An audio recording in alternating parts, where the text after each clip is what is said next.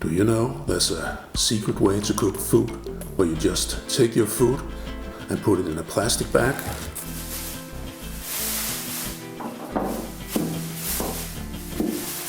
And then you just cook it with warm water.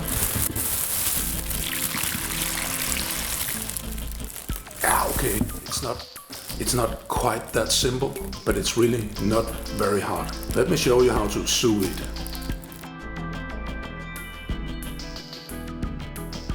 When you cook using a sous vide, the ingredients list is often pretty banal, but the gear you use is somewhat special if you're not used to it.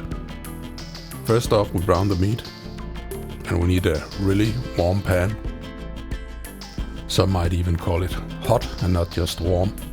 So I usually wait until the pan starts smoking from the oil. This meat has a bit odd shape, so some parts have to be browned separately, but basically it's just on every side. Move it as little as possible. The pan is so hot that it doesn't stick. That's the advantage of meat on a hot pan. It'll loosen itself when it's getting brown. And now there's a little water in the pan, so I let that boil off. Then I wait until it smokes again. I add the meat back. Fry it once more.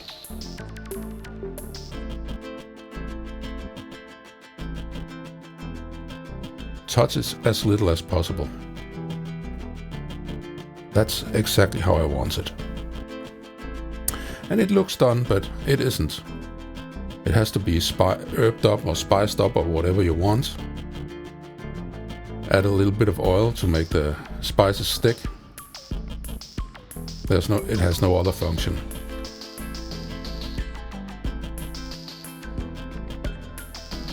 Add the pepper.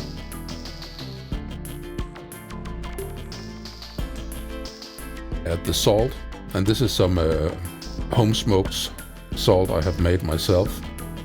And I use about 2 to 3 teaspoons per kilo of meat per 2 pounds. A teaspoon on every side on this piece of meat. It's a little less than a kilo or a little less than 2 pounds. It looks like a lot of salt, but it isn't, because it'll stay in the bag and then it'll get into the meat. I measure the length of the meat plus 4 inches or 10 centimeters.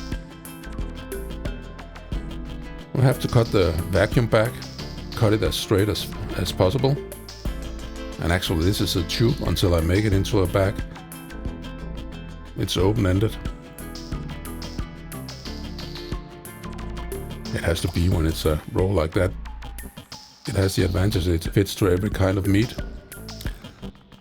So this is my vacuum machine. It melts the plastic together. And when I do this, I don't use the vacuum part, I just use the heating element.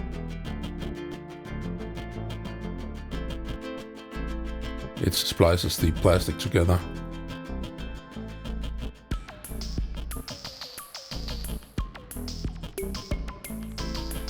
I do a double seal to make sure that absolutely no air can get in and no liquid can get out. Then it looks like this. And now it's really closed in the other end.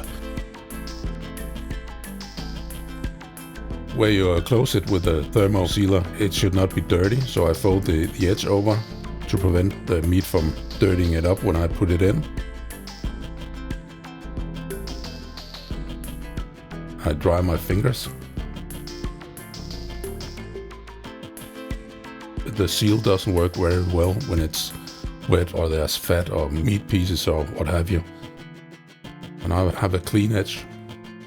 It doesn't have to be completely clean, but just not filled up with muck. The small thermo vent should not be covered. I put the meat into the middle of the bag and make sure there's air all around so the vacuum machine can pull it out. Let it do its magic. And when it's done, it automatically turns on the sealer and closes off the bag. And it pulls out a little liquid from the meat, and that doesn't matter. It has pulled up a little juice, but it is closed now. Just give it a double seal to make sure. It can be a little fiddly to get it right. So once more, just the seal, not the vacuum. That's perfect. And now it's done. Now it's ready. Actually, at this stage, you can put it into the freezer. And when you want to eat it, you can just put it into the warm water. So this is my setup for large portions of meat. I have another setup with a rice cooker, but this time I show this one. And this is a circulating sous vide controller. You can set the temperature and it moves the water around. 56 degrees. You can see it starts pumping and it's about 50 degrees now, 51. Then I put in the meat. It doesn't have to be the right temperature from the beginning. As long as it's not warmer than it has to be, then it's no problem. I add the lid so the water doesn't evaporate. You can see there's a lot of water on the top. And this is 8 hours later. If it has been a better cut or a more expensive cut, 8 hours would have probably been too much. 2 hours or 4 hours at this temperature.